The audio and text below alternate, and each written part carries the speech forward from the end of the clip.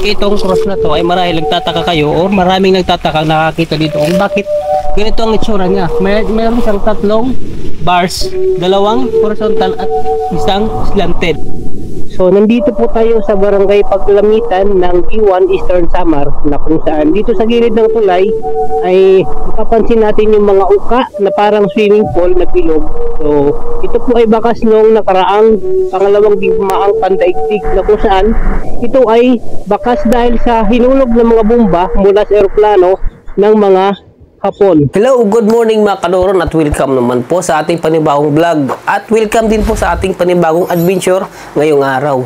Dahil ngayong araw ay bibisitahin natin ang silang bahagi ng Samar at papasyalan din po natin ang isa sa mga makasaysayang lugar doon sa isla ng Samar. So ayan, samahan niyo po ako muli ngayong araw sa aking adventure. So tara, let's go! So ayan guys, at magbibiyahe na naman po tayo ngayong araw at nandito yung ating navigator. So, ayon sa ating Google Maps ay magbibiyahe po tayo ng 165 kilometers patungo sa ating destinasyon. At abot nito ng 3 hours and 26 minutes. So, inaasahan natin ng mga 9 o'clock or 9:30 ay makarating tayo sa ating destinasyon ngayong araw. So, tara, let's go. Since ready na po lahat, na preheat na yung makina ng ating motor at ready na po yung kasama ko. So, let's go.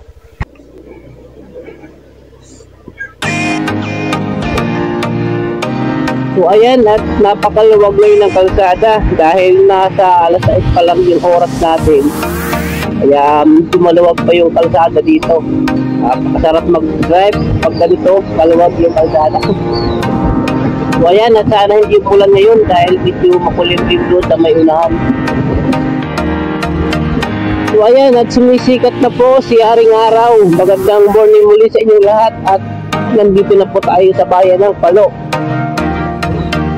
So napakaganda ng umaga. Ang sarap ng feeling pag nakikita mo na sumisikat yung araw.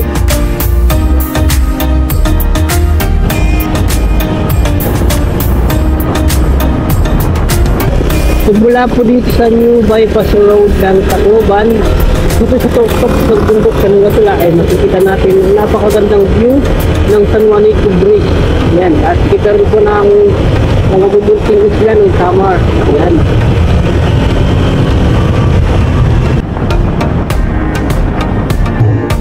So ayan po, at pagkatapos ng isang oras ay nakarating po tayo dito sa San Juanico Bridge.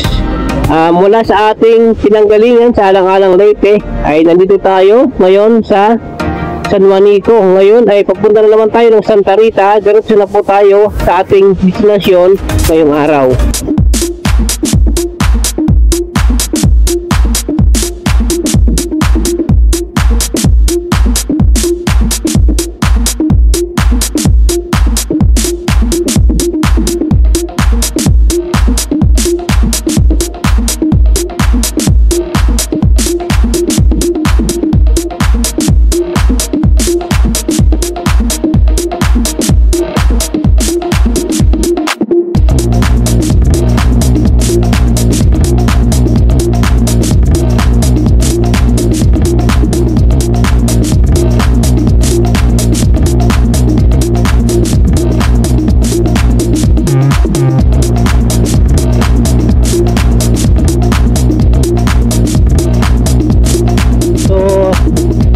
Santa Rita ay makikita natin na marami pa rin bahagi ng kalsada ang under construction. So kailangan pong mag-iingat kasi delikado, minsan may biglang mabilis na kapasalubong sa inyo at delikado, napakadelikado.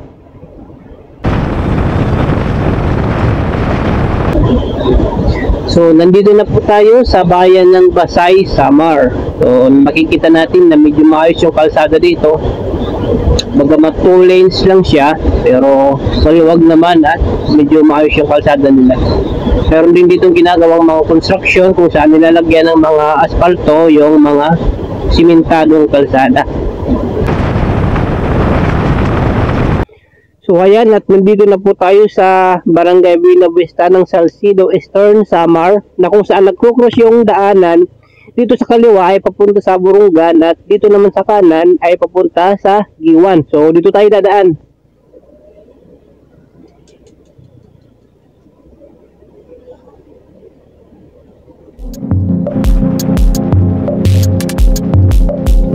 So, nandito po tayo sa barangay Paglamitan ng Giwan, Eastern Samar, na kung saan dito sa gilid ng tulay ay mapapansin natin yung mga uka na parang swimming pool na bilog. So, ito po ay bakas noong nakaraang pangalawang digmaang pandaigdig na kung saan ito ay bakas dahil sa hinulog ng mga bomba mula sa eroplano ng mga Hapon.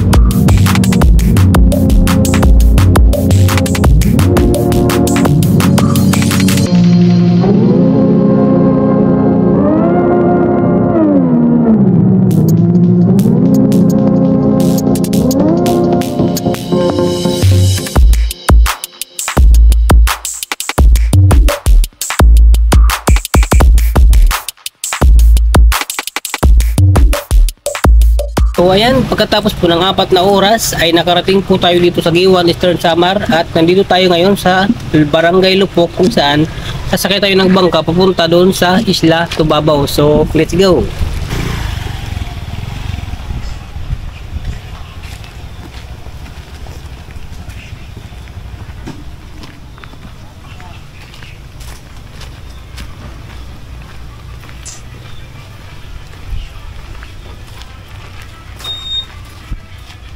So ayan, at touchdown po tayo dito sa Giwan, Eastern Samar na isang second class municipality. Second class municipality na ang ibig sabihin po ay mayroon itong annual income na 20 million pesos.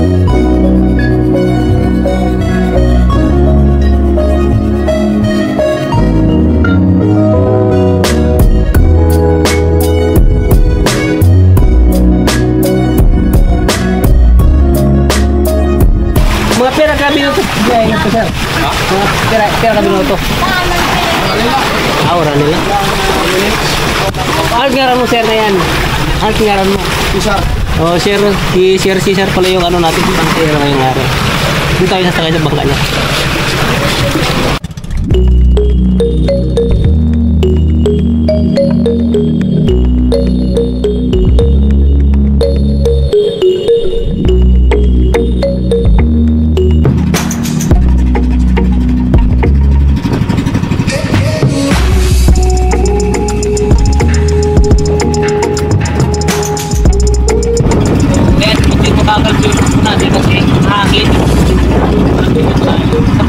Malapit lang din naman yung pinagura natin.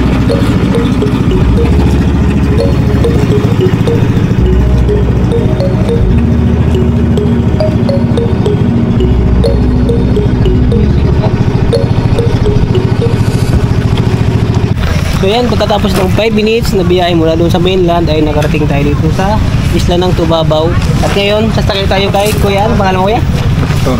Ay, Kuya Nestor, papunta doon sa marker ng mga Russia.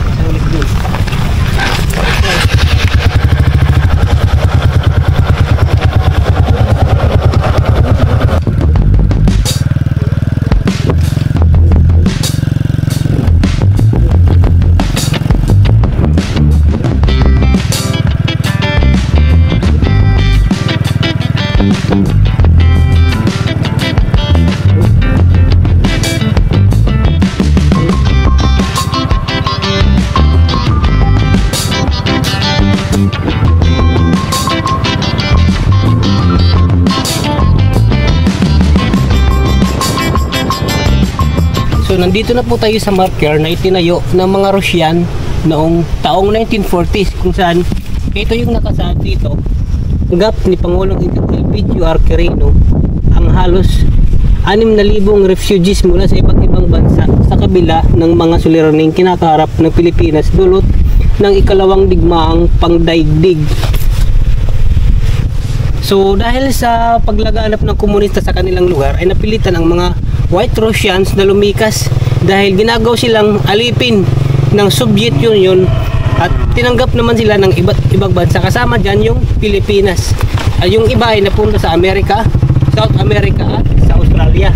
So ayan, kahit sa kabila ng problemang kinakaharap ng Pilipinas noong panahon na yon ay bukas pala dito tinanggap ang 6,000 Russians mula sa kanilang bansa dahil sa pagtakas sa Union Soviet na ginagaw silang mga alipin.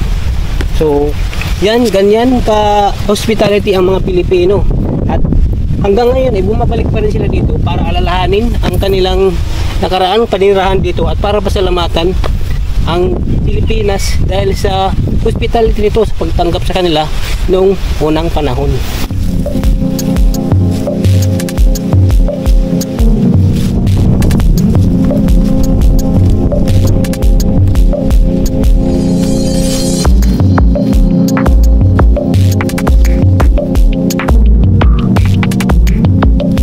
So nandito na po tayo sa marker na ginawa ng mga Russian bilang pag-alala sa nakaraan na kanilang pagtira dito noong 1940s.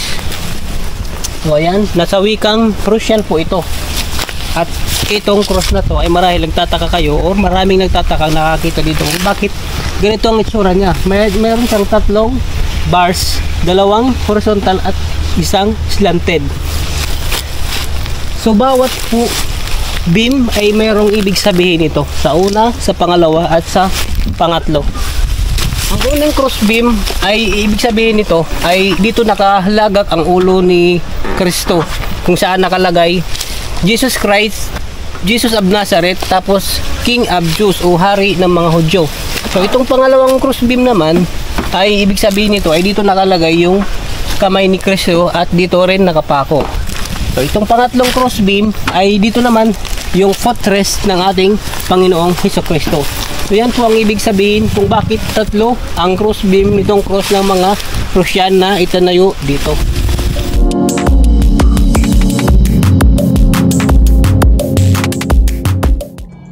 Masalimuot na mundo at walang katiyakan sa kinabukasan. At yan ang naranasan noong dekada 40 na kung saan sa panahong ito ay umusbong ang ikalawang digmaang pandaigdig. Kabi-kabila ang kaguluhan ang nararanasan sa iba't ibang bahagi ng mundo, kasama ang Pilipinas na kung saan ay sinakop tayo ng mga tropang Hapon. Ngunit sa kabila ng krisis na ito ay pinakita ng mga Pilipino kung gaano tayo ka-hospitable upang maging bukas palad para tanggapin ang 6,000 Russian refugees taong 1949 hanggang 1951 sa ilalim ng pamamahala ng dating presidenteng Elpidio Quirino. At dito sila pansamantalang naniraan sa isla ng Tubabaw sa Kiwan, Eastern Samar.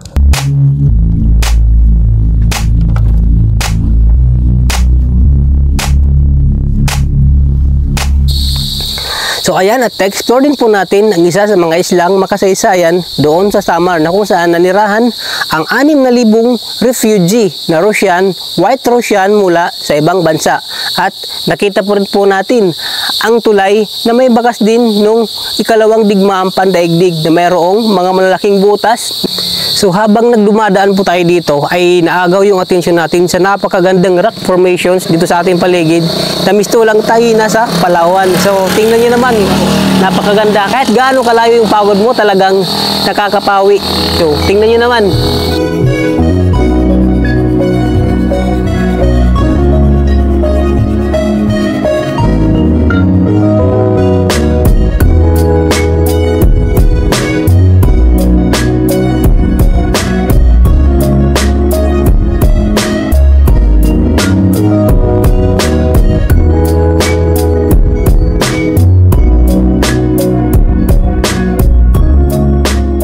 So ayan, hanggang dito po muna at sundan niyo po sana ang aking susunod pang mga vlogs at huwag niyo pong kalimutang i-share at i-like ang video na to at mag-subscribe rin po sa aking YouTube channel. Maraming salamat po.